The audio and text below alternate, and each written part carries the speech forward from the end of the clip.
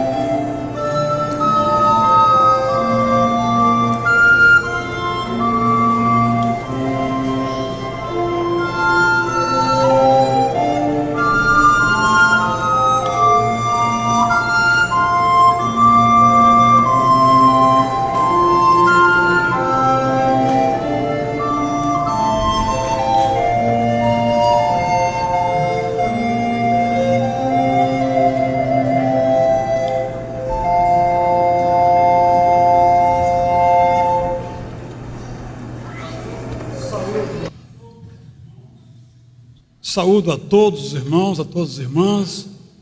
É um desafio para cada um de nós, da liderança da igreja, estar pronta para receber a cada um que vem aqui à nossa igreja, cultuar ao nosso Deus.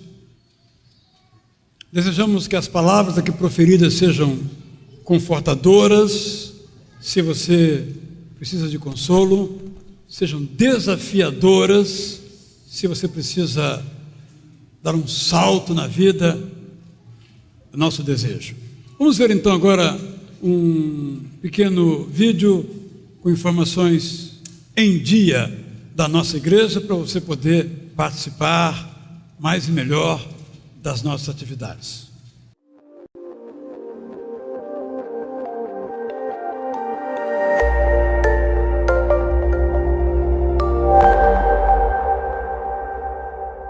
Olá, sejam bem-vindos a mais um informativo da Igreja Batista Itacuruçá. Confira agora a agenda dessa semana da nossa igreja. Não perca, dia 17. Olá! Hoje no Convite à Vida, Jael Belo de Azevedo entrevista Nélio Marinho. Eles conversam sobre a educação no Brasil e muito mais. Logo mais, inspire-se com uma mensagem do pastor Jael Belo com mais o princípio do Celebrando a Recuperação. Não deixe de assistir ainda Loucos por Viagens em Istambul e mais o informativo da Junta de Missões Mundiais, nos trazendo notícias da República do Chile. Não deixe de conferir as reprises em conviteavida.org.br. Convite à Vida, toda terça-feira, à meia-noite, no canal 26 da NET Rio de Janeiro.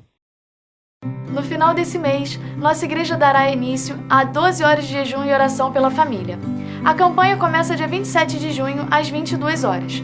Os irmãos que desejarem participar darão início ao jejum em suas próprias casas. E no dia seguinte, dia 28, de 7 às 10 da manhã, nos encontraremos na igreja encerrando a campanha com um belo café da manhã. Venha e traga sua família. E aproveitando esse clima do mês dos namorados, nós queremos informar que haverá um casamento coletivo de 3 casais da Missão Batista Grajaú no próximo dia 5 de julho, aqui na nossa igreja.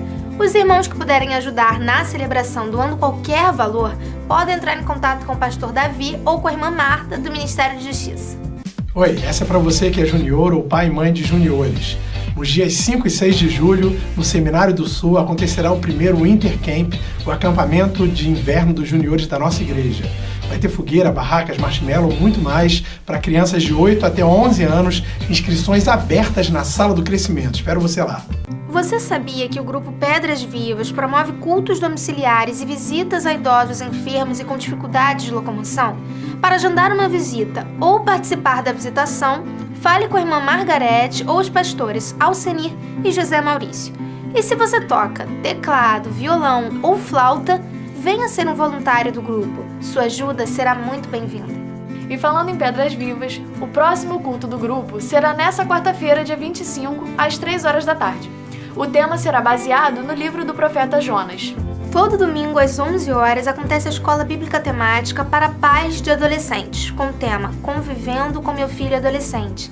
As classes acontecem no auditório do Colégio Batista.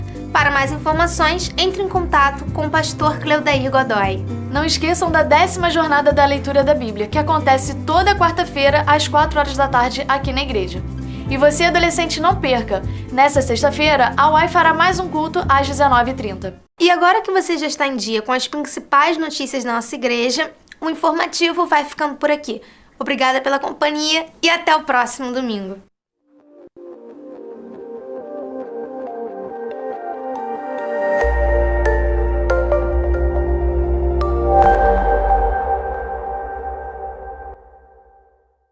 Assim bem informados, podemos continuar.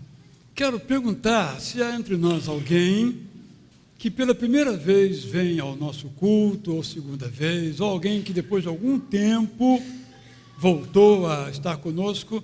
Peço que fique em pé para receber um abraço nosso. Alguém? Pastor Mozart, prazer. Não se aceita ganhar um abraço, só depois de ser abraçado, tá bem? Fique em pé. Há mais alguém? Mozart Noronha, pastor da Igreja Cristã de Ipanema. Só se assente depois de ganhar um abraço. Alguém vai dar um abraço em vocês, eu garanto.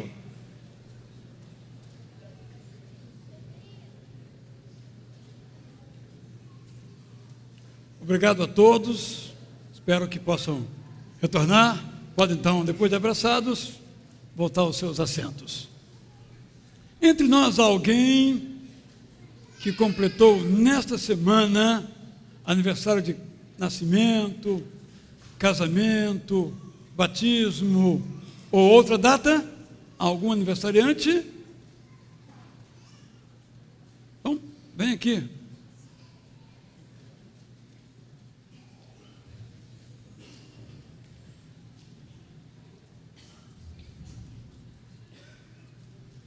Então, podem vir os aniversariantes. Eles vêm aos pouquinhos, entende? É para dar tempo de eu ir lembrando os nomes. Deve ser por isso, tudo estratégico, não é? Ele? Não, de casamento. Quantos anos? 11 anos de casamento. E foi aqui, né? Um pastor assim meio moreno e tal. Foi ele, né? Então tá bem, parabéns para vocês. Parabéns. Mais uma vez, né? Elvira, né? Paulo Parente, Valdir Benício Maia, Cristiane, o seu Adriano, e Rafael. Então, nos alegramos muito com vocês, cada um com o seu motivo, e é bom saber que vocês estão aqui, não porque malharam muito, né? Que cuidaram de sua alimentação, também por isso, mas porque Deus quis, né? Então, vamos celebrar a Deus, então, por esta conquista que Ele deu a vocês. Vamos ficar em pé, todos, em gratidão nesse momento. Depois, então, vocês podem vir aqui e dar um abraço, um beijo, perguntar os nomes se não gravaram, em cada um deles. Na sexta-feira foi o lançamento do meu livro, volume 2, Pastoreados por Paulo, e estava lá Eduardo. Vem aqui, Eduardo, quero mostrar você para a igreja. Vem cá, você, vem cá. Eduardo, você chama Eduardo, rapaz? Vem cá, Eduardo, vem cá, vem aqui. Vem aqui, Eduardo, vem aqui. Então, a Eduarda e um monte de outras crianças. Nós tivemos a primeira parte lá com a irmã Denise Godoy contando história. Ela foi a primeira a chegar junto com a sua avó, né? E foi bom lá, hein? Depois teve a parte dos adultos, foi muito bom. E é bom ter você aqui e os seus avós, tá bom? Volte sempre aqui, tá legal? Então agora vamos orar? Feche seus olhinhos, vamos todos orar agora. Pai nosso, obrigado por tua bondade para conosco, por tudo quanto o Senhor tem feito nas nossas vidas. Damos-te graças, Senhor, por o casal Cristiane e Adriano, que completou mais um ano de vida conjugal, nossos irmãos aqui aniversariantes, que o Senhor possa ainda conceder outros muitos anos de vida a eles, conforme o teu querer. Quanto a nós todos, Senhor, que aqui nos encontramos, damos-te graças por esta manhã nas nossas vidas, tudo quanto já fizemos, agora por este culto. E a nossa oração a Ti, ó Deus, é que as músicas, as orações, a leitura da Tua Palavra, tudo possa germinar no nosso coração para o reino de Deus. Oramos assim, em nome de Jesus. Todos podem então se assentar. Obrigado, hein? Parabéns. Parabéns. Aqui são dois, sim. Bola que eu não sou.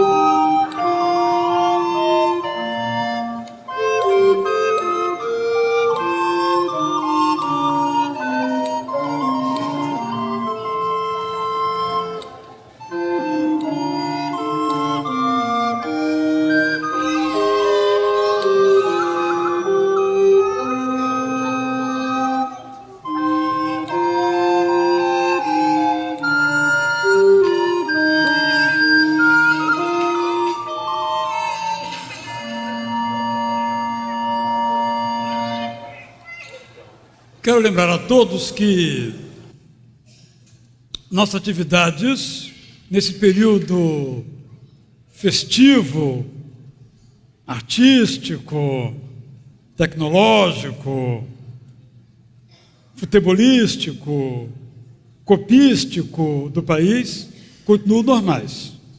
Então hoje teremos nosso culto normalmente às 5h30. Vou falar sobre perdão. Mesmo você que não tem vindo ainda, pode vir. Às 7h30 vamos ter a nossa celebração de Ceia do Senhor. Vamos continuar refletindo sobre o Pai Nosso, sobre a santidade, que é algo que Deus requer de mim e de você. Ao longo da semana, exceto na terça-feira, também teremos atividades normais. Na terça-feira, a igreja não vai abrir, a propriedade não será aberta. Nos demais dias, programação normal e vamos vendo. No domingo que vem, também normal, não há nenhum fator interveniente. No domingo 29 também, porque os jogos das oitavas de final não vão incidir, no caso do Grupo do Brasil, se ele ficar em primeiro ou em segundo, ou é no sábado ou no domingo à tarde, também não interfere nos cultos da manhã ou da noite. Quanto à final, aí nós vamos discutir depois, né? Basta cada dia o seu mal, né? Então a gente vai discutir depois, depende de uma série de fatores. Vocês entendem mais o que eu estou falando, não é verdade? Vocês compreenderam bem, ok? Então, nos demais elementos, tudo transcorrerá normalmente. Nós vamos ouvir agora o coro cantar essa música baseada em Isaías capítulo 6. Santo, Santo, Santo. Nós temos uma classe às quartas-feiras, que nessa não haverá, nem na outra, que é exatamente os horários perigosos, no sentido de transporte, locomoção. Mas nessa classe nós estudamos, primeiramente o pastor Alcenir lidera de 4 a 6 a leitura da Bíblia em voz alta. Tem sido muito interessante, cada vez mais pessoas têm vindo, claro, nem todo mundo pode, de 4 a 6, aí se lê na Almeida Revisada, se lê na Linguagem de Hoje, na Mensagem, NVI, cada um vai lendo os textos que o pastor Alcenir vai separando. E às 18 horas, ele e eu conduzimos um momento de explicação do que nós lemos. Quando nós lemos Isaías 6, não é? Que ele diz, começa assim, não é? Que eu vi o Senhor assentado sobre um alto sublime trono. Uma de nossas irmãs perguntou, Deus é invisível, como é que ele foi visto? A resposta, penso eu, está na música que vamos ouvir agora. Quando nós vemos a santidade de Deus, nós vemos a Deus. E quando nós vemos a santidade de Deus, acontece com Isaías, a vida dele foi transformada. Porque às vezes nós podemos ver a santidade de Deus e bater palmas. Foi só um espetáculo. Mas quando nós vemos a santidade de Deus e vemos a Deus e permitimos que nos transforme, isso é para sempre. Aquela experiência de Isaías foi para sempre na sua vida. Todas as vezes que nós virmos a Deus, seja algo que nós jamais nos esqueçamos. Adorar é ver a Deus na beleza da sua santidade.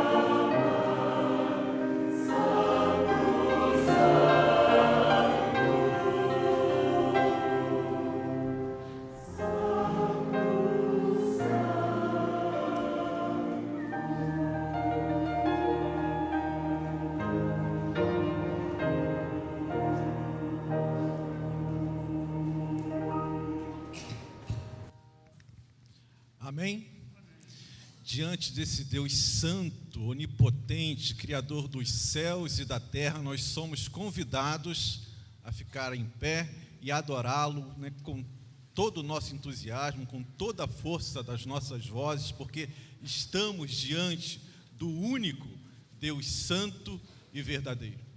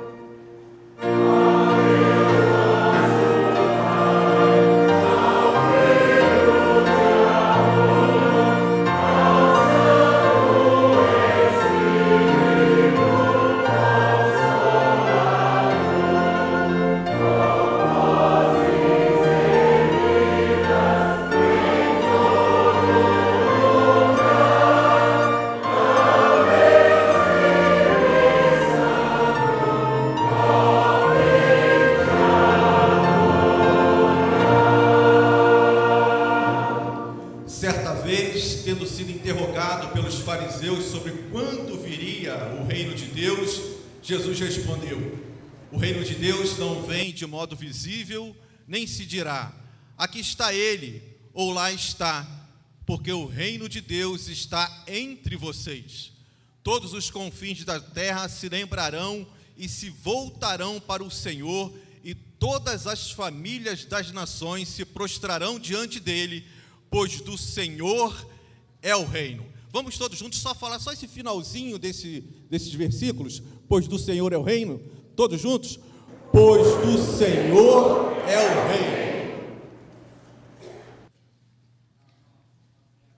Por isso nós vamos continuar, né, dentro dessa clima de adoração a Deus, dizendo: reina em mim, que Ele realmente possa ser aquele que reina dentro dos nossos corações.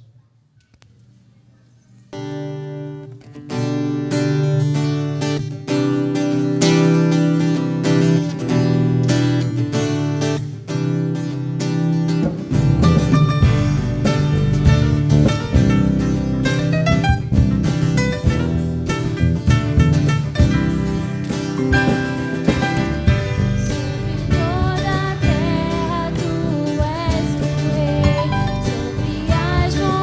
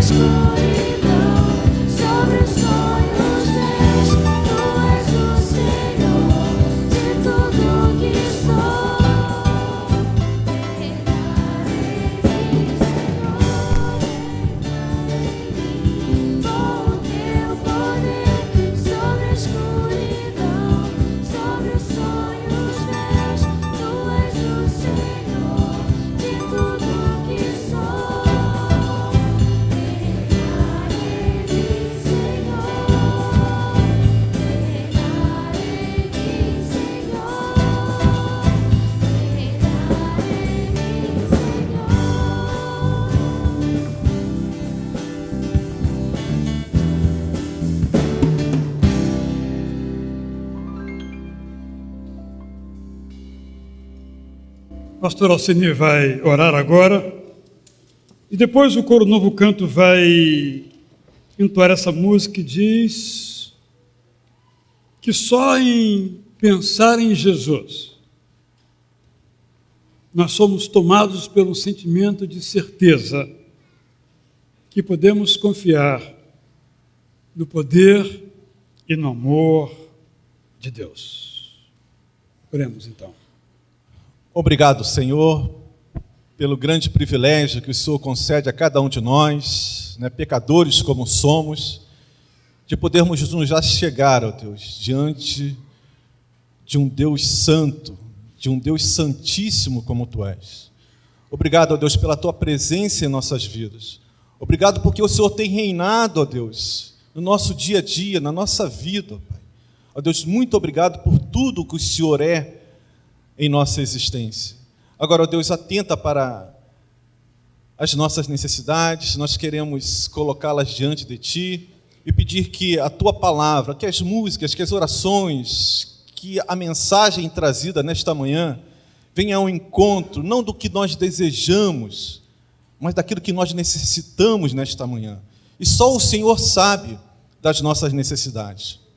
Por isso, muito obrigado pelo privilégio de poder fazer parte da Tua igreja. Amém, Senhor. Obrigado pela oportunidade de estar aqui nesta manhã para ouvir aquilo que o Senhor tem reservado para cada um de nós. Em nome de Jesus. Amém, Senhor. Todos podem, por favor, se assentar.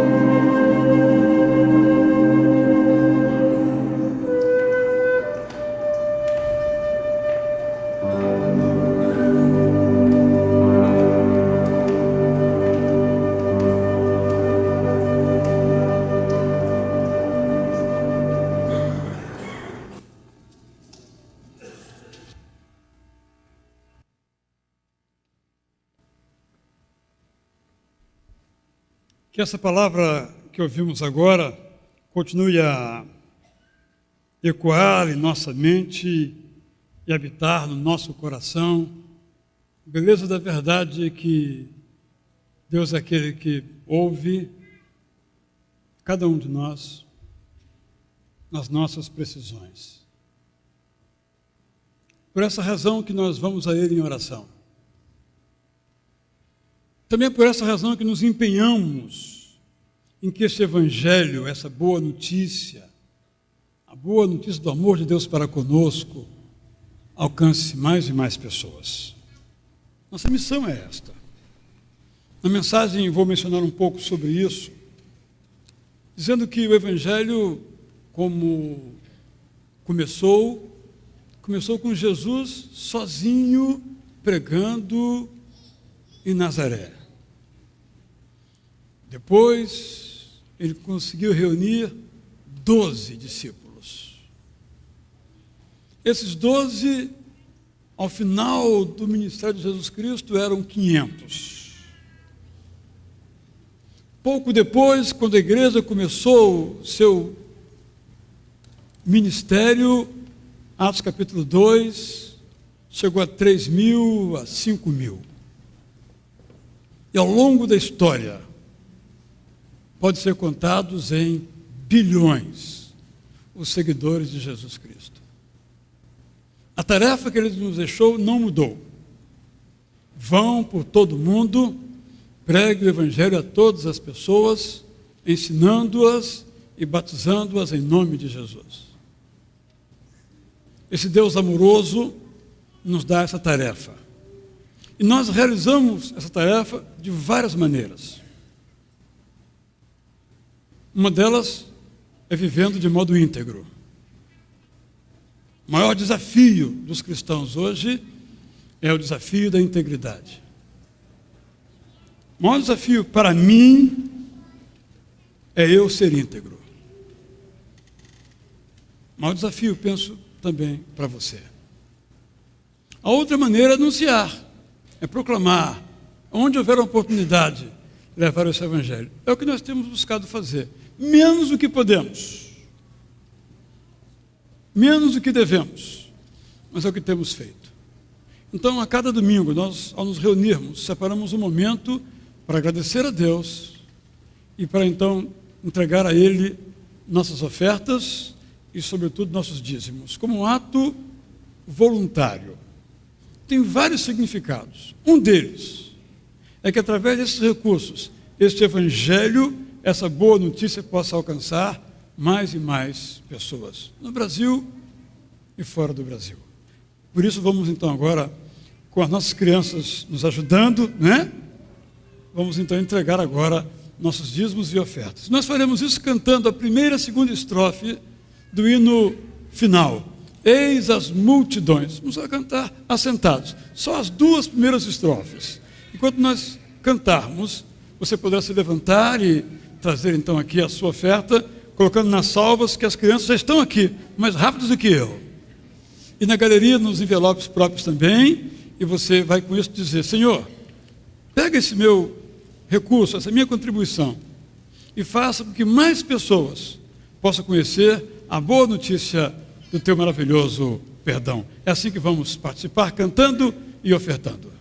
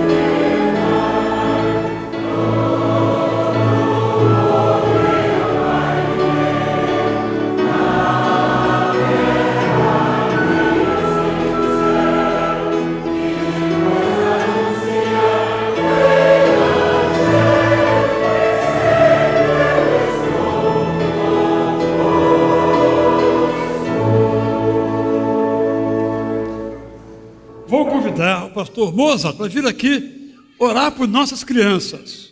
Olha, um pastor barbudo vai orar por vocês hoje.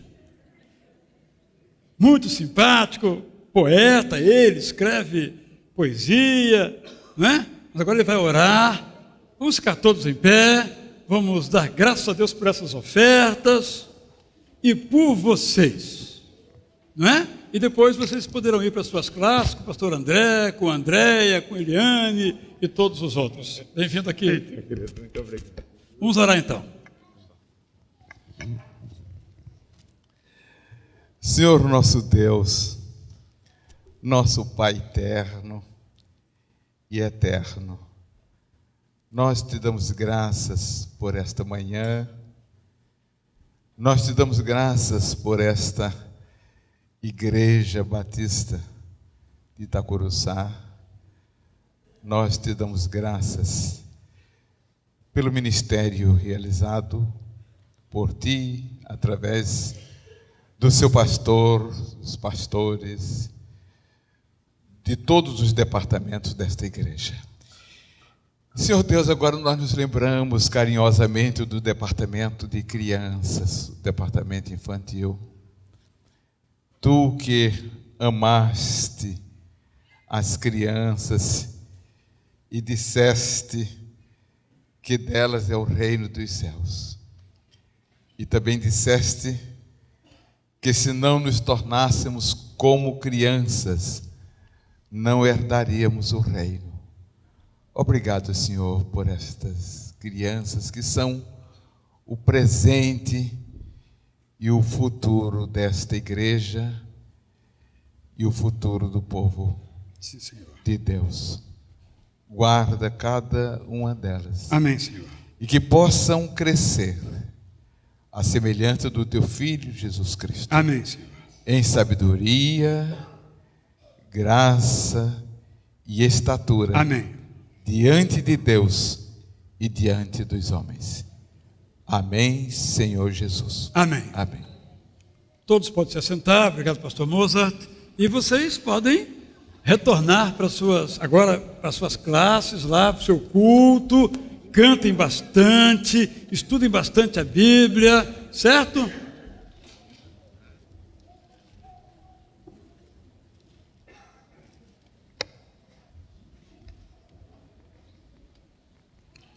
Vamos cantar agora uma letra de uma música que tem uma frase tocante. Quando diz que Deus, em sua imensidão de poder, em sua santidade absoluta, a nossa é relativa, a de Deus é absoluta, na sua glória, a nossa é efêmera, a dele é eterna. Ele se importa conosco. E uma das expressões mais bonitas que encontramos no livro de Êxodo é quando ele afirma a Moisés que ele se inclinou. Deus se inclina. E por isso podemos cantar a ela. Enquanto nós cantamos, você pode ficar em pé, pode vir aqui à frente, em seguida nós vamos orar. Vamos orar por vários motivos. Um deles, vamos orar pelo pastor Alcenir. O pastor Alcenir está se preparando para uma cirurgia na coluna, em uma de suas vértebras, que precisa ser reparada, ser operada. Eu estou andando sozinho, ele não está podendo andar neste momento, mas logo vai ficar, pela graça de Deus, pronto para caminhar comigo ou não, não importa. Com quem você vai caminhar, eu não sou ciumento, pode andar com quem você quiser. Mas o importante é que você possa voltar a andar. Estamos certos que Deus vai lhe conceder na sua vida este triunfo, esta bênção, para você voltar à plenitude das suas atividades e dos seus movimentos. Então, depois do cântico, nós cantaremos assentados, você pode ficar em pé, pode vir aqui à frente, nós vamos então orar por você.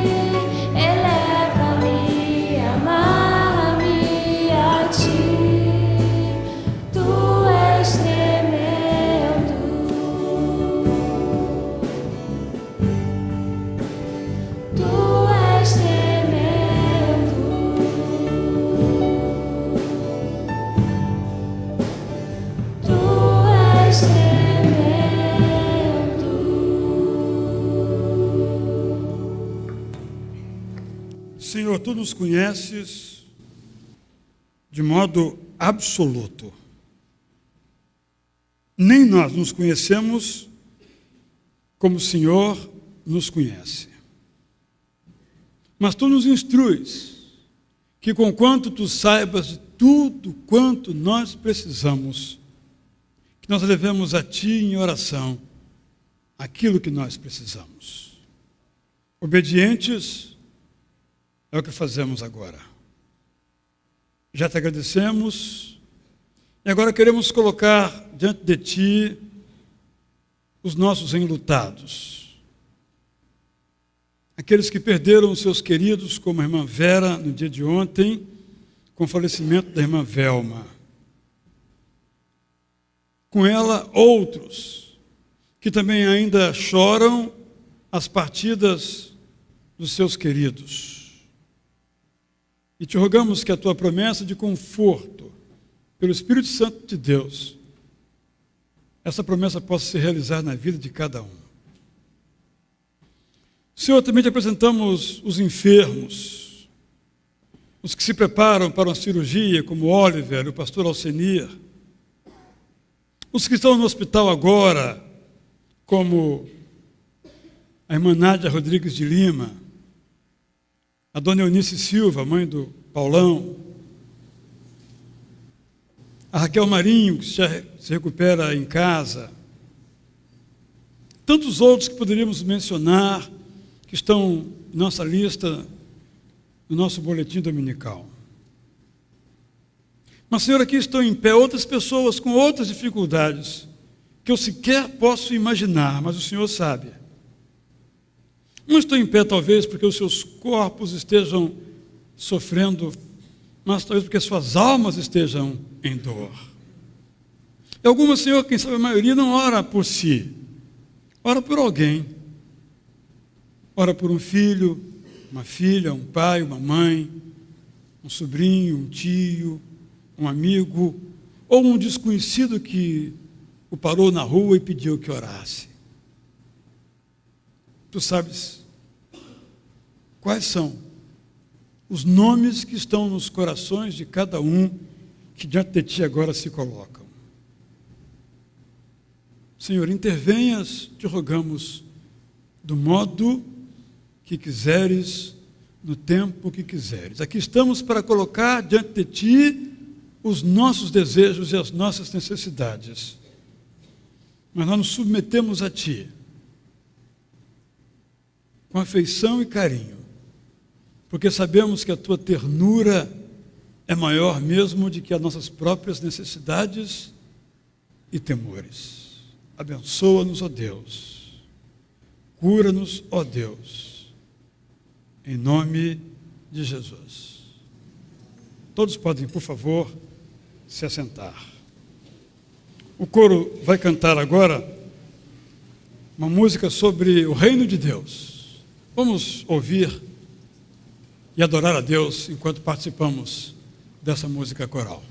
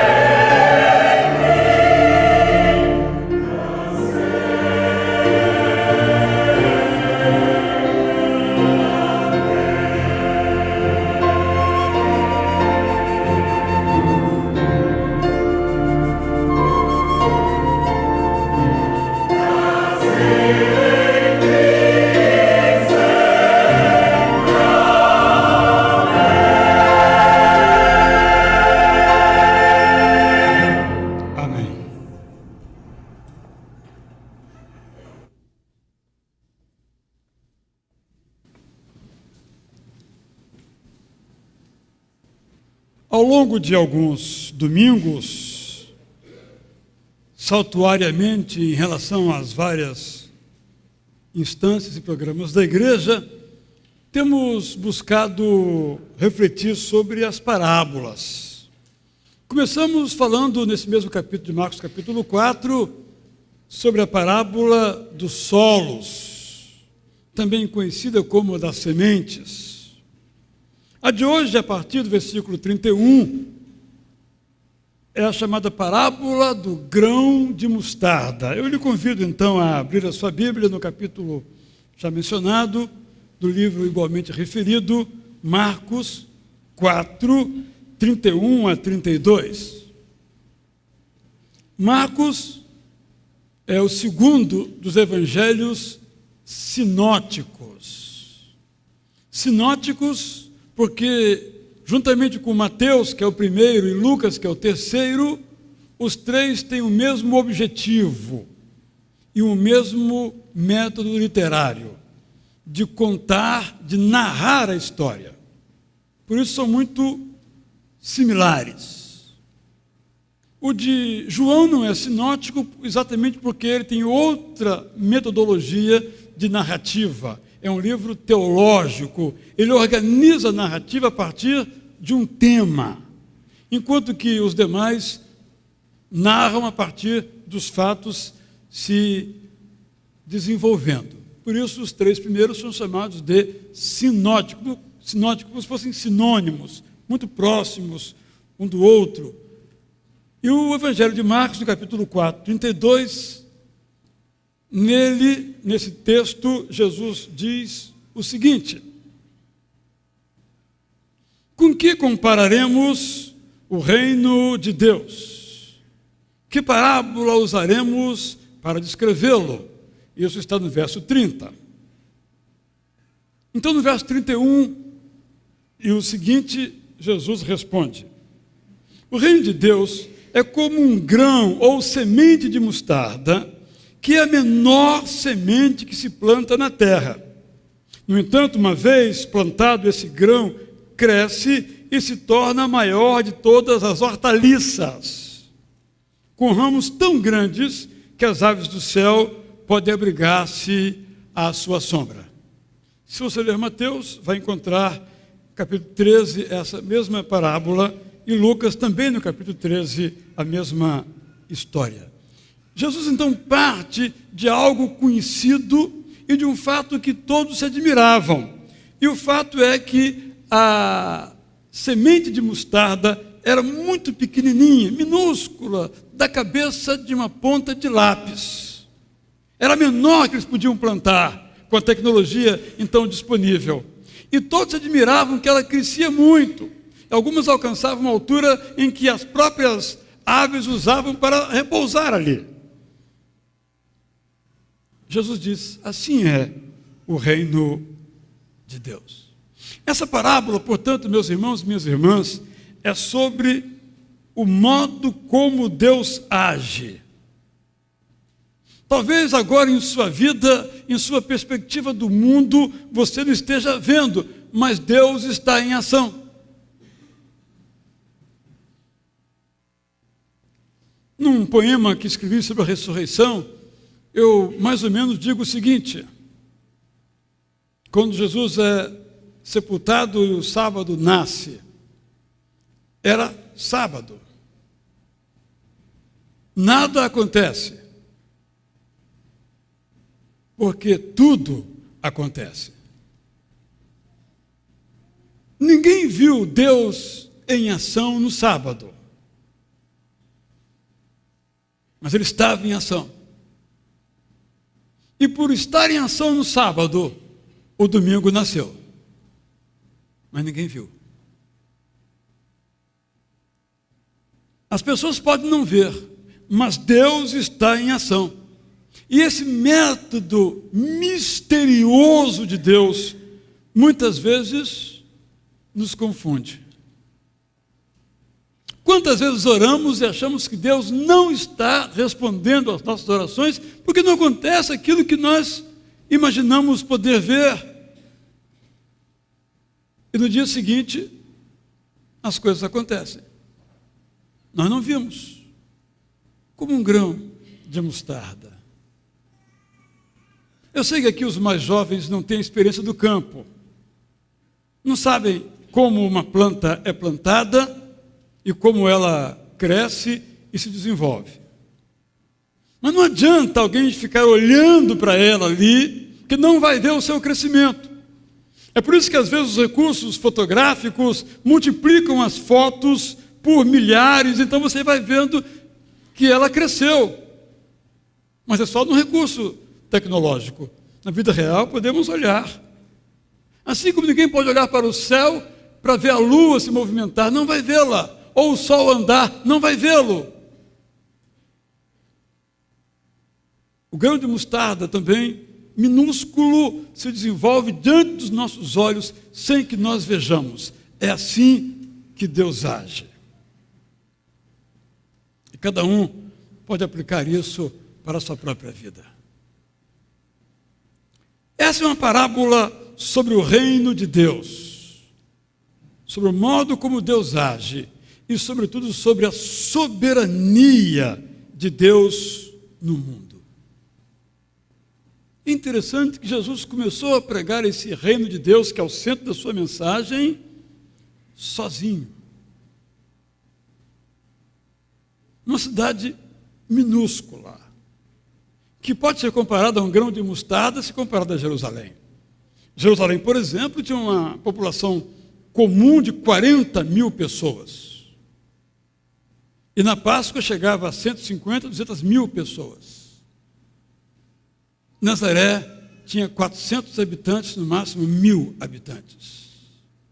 Era um grão de mostarda diante da imponente capital sobre o Monte Moriá. Ele começa pregando sozinho, numa minúscula cidade. Nenhum estrategista recomendaria começar desse modo. Mas Jesus começou deste modo, a partir de um lugar inexpressivo, solitariamente, porque a soberania de Deus começa quando nós, de onde nós estamos, começamos a viver a verdade desse reino. Esta é uma parábola sobre a igreja. A igreja nasce no dia de Pentecostes, quando 3.000 pessoas disseram que Cristo era Senhor. Mas antes, os fundamentos desta igreja foram plantados por 11 seguidores de Jesus. E quando Jesus morreu, eram 500 os seus seguidores. Apenas 500. Próximo passo são 3.000. Mais alguns dias são 5.000. E ao longo da história, bilhões de pessoas. E não me refiro àqueles que o fazem de forma nominal, cultural, familiar, mas aqueles que realmente confessam a Jesus como o Senhor das suas vidas. O número, somados vivos e mortos, é muito superior a 3 bilhões de pessoas. Com quem começou?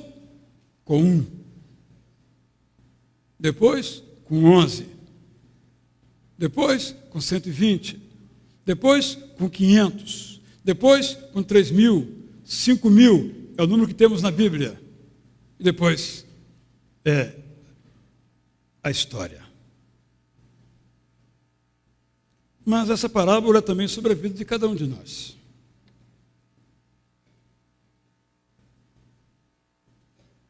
É difícil imaginar que esse corpanzil aqui de 83 quilos, que já chegou a 94, nasceu a partir de uma semente invisível no ventre de Dona Loides, e quando cresceu já tinha 4 quilos, depois chegou ao 1,75 m, já deve estar diminuindo.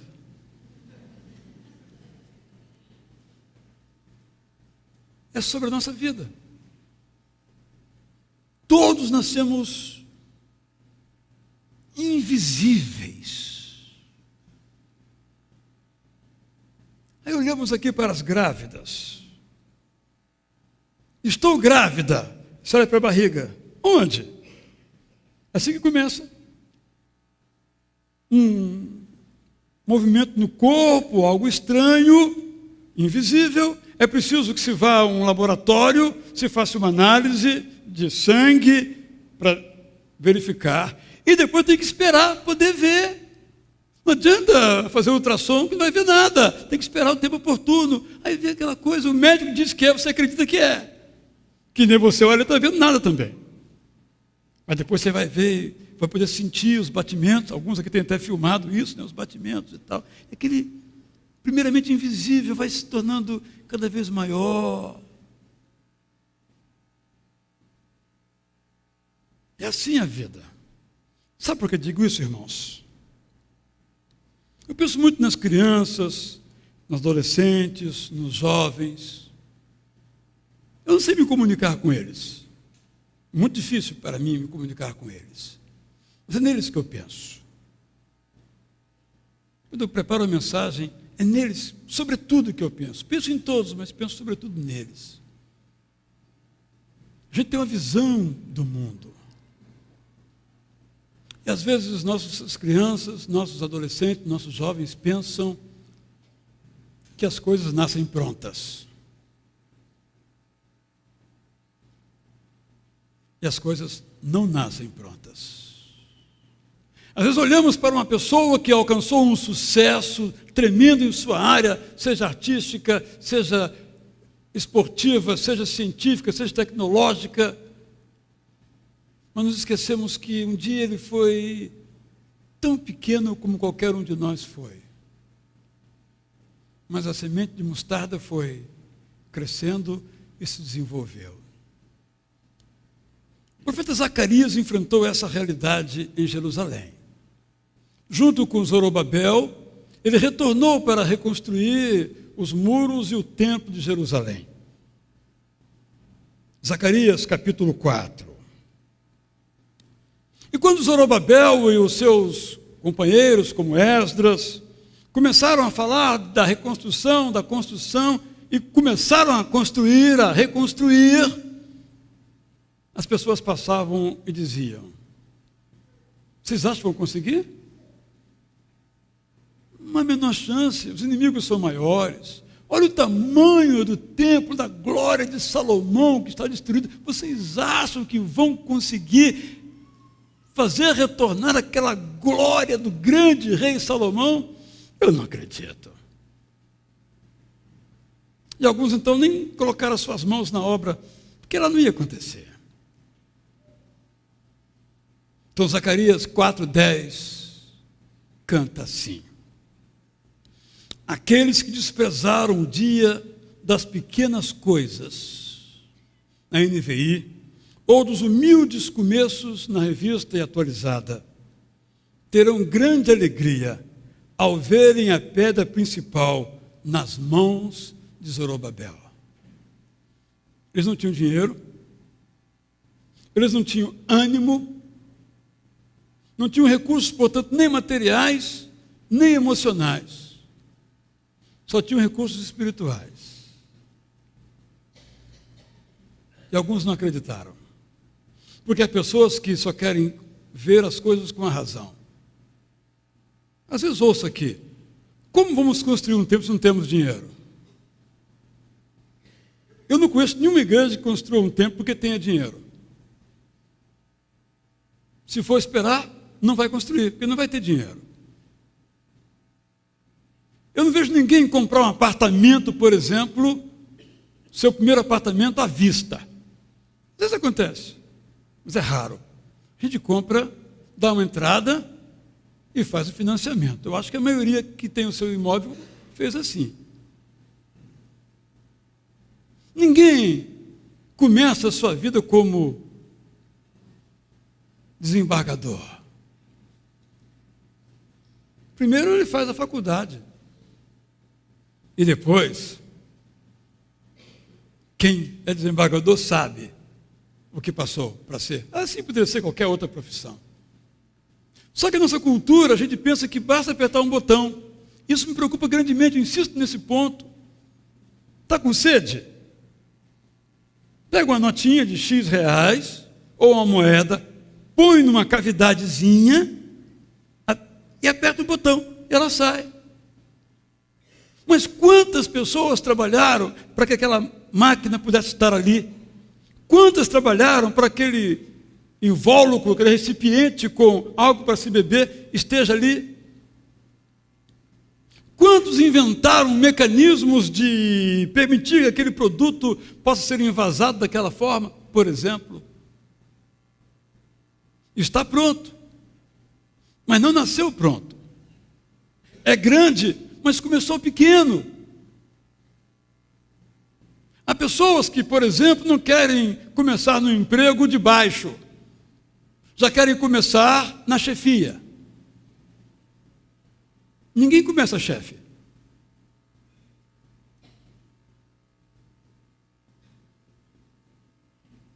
Há pessoas que não querem ganhar um salário baixo, porque está aquém do que merece. Está até certo em achar que merece mais, mas comece ganhando o possível, até surgir outra oportunidade, ou você crescer ali dentro. Eu penso nos mais novos. Nós temos nosso tempo de grão de mostarda. E depois, o nosso tempo de mostardeira. Temos nosso tempo de semente e depois de árvore. Uma árvore não nasce árvore. Nasce semente. A parábola é sobre, portanto, a vida.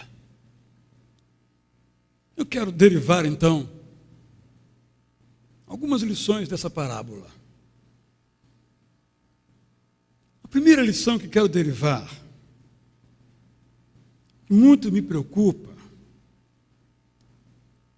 é a seguinte: nós devemos deixar crescer como um grão de mostarda o Evangelho dentro do nosso coração. Em cada coração aqui, não importam as nossas idades, um dia Deus plantou uma semente de mostarda do Evangelho. A semente do Evangelho. O que é que fazemos com essa semente do Evangelho? Com essa semente da graça de Deus? Nós a cultivamos. Qualquer pessoa sabe o que é preciso fazer para que uma semente frutifique. Não preciso dizer. Mesmo quem é urbano, como a maioria de nós aqui o é. Preciso cuidado, cultivo, água, poda. Pensamos que podar é algo ruim, cortar folhas é algo ruim, mas se não cortar, a árvore não vai crescer.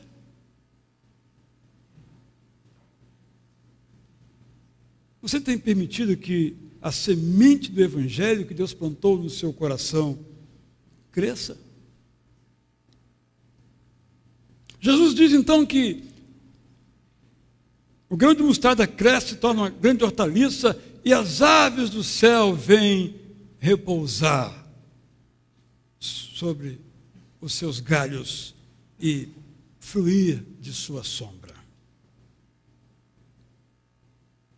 Mas junto com essas aves, vêm também as aves de rapina. É preciso que nós cuidemos, então, para que as aves de rapina não biquem a semente do Evangelho dentro do nosso coração. É preciso que as aves de rapina, que delas nós cuidemos, para que não arranquem a semente do nosso coração. Por isso, nós temos que ler os Evangelhos, para que o Evangelho de Jesus Cristo cresça dentro de nós. O desafio é muito simples. graças a Deus, você já recebeu o Evangelho que foi semeado no seu coração. O que é que você tem feito com ele? O que acontece com uma semente que colocamos num vaso lá em casa?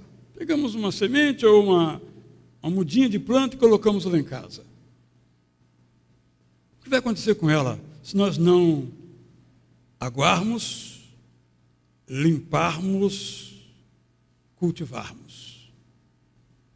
Muito provavelmente vai morrer. Se for uma semente, vai apodrecer.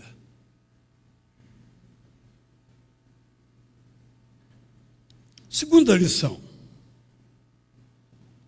Nós devemos ser firmes para que o crescimento aconteça.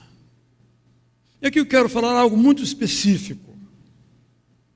Nós estamos, como cristãos, sendo tomados pelo medo.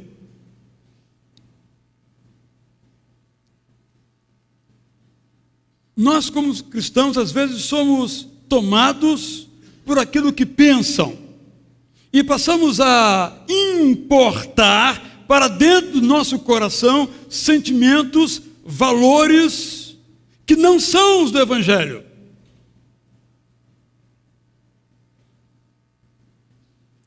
O mundo é muito bom. Tem viagens magníficas, diversões excelentes, esportes esplendorosos, tecnologias maravilhosas. O mundo é muito bom. É para se curtir o mundo.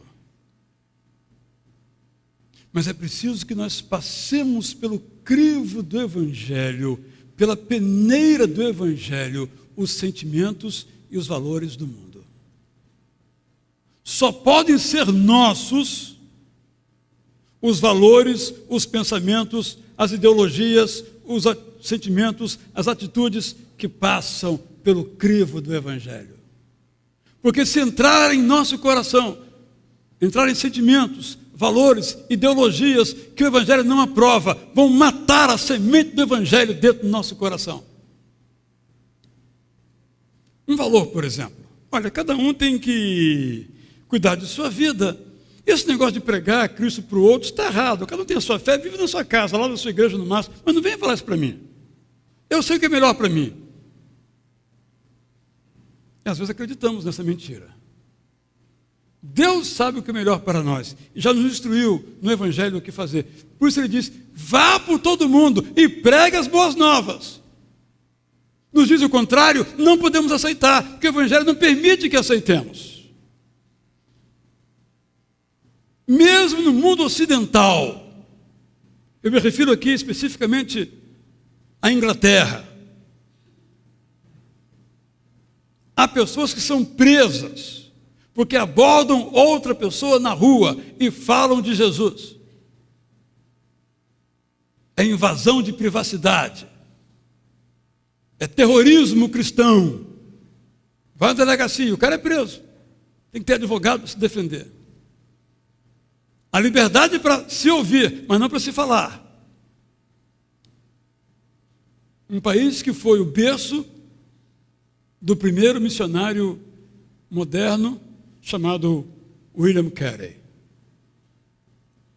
E é para lá que estamos indo, no Brasil. Não podemos ter medo de anunciar o Evangelho. Só devemos ter medo se os ataques contra nós são motivados por nossa infidelidade, nunca por nossa fidelidade. Infelizmente, muitos ataques contra nós são absolutamente justos por causa de nossas atitudes.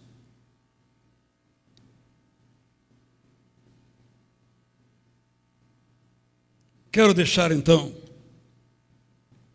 apenas 2 desafios. Entre tantos que essa parábola nos traz, aqueles para a sua vida pessoal, que você já pode ter colhido sem que sequer eu falhasse, porque a Bíblia é poderosa em si mesma, independentemente da pregação sobre ela.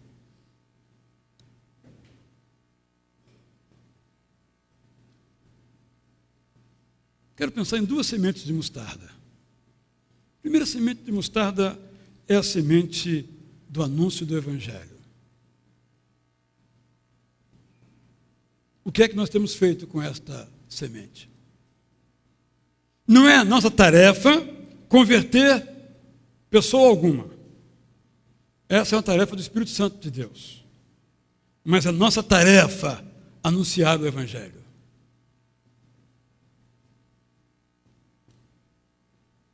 Se a sua mostarda se chama anúncio do Evangelho, como ela vai?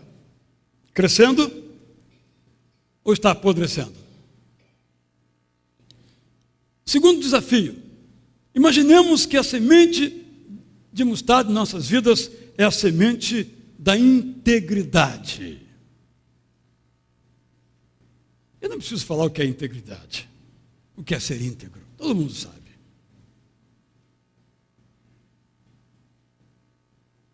Ela cresce de dentro para fora, como qualquer semente. Quando ela cresce, ela é vista. Se não é vista, é porque não cresceu.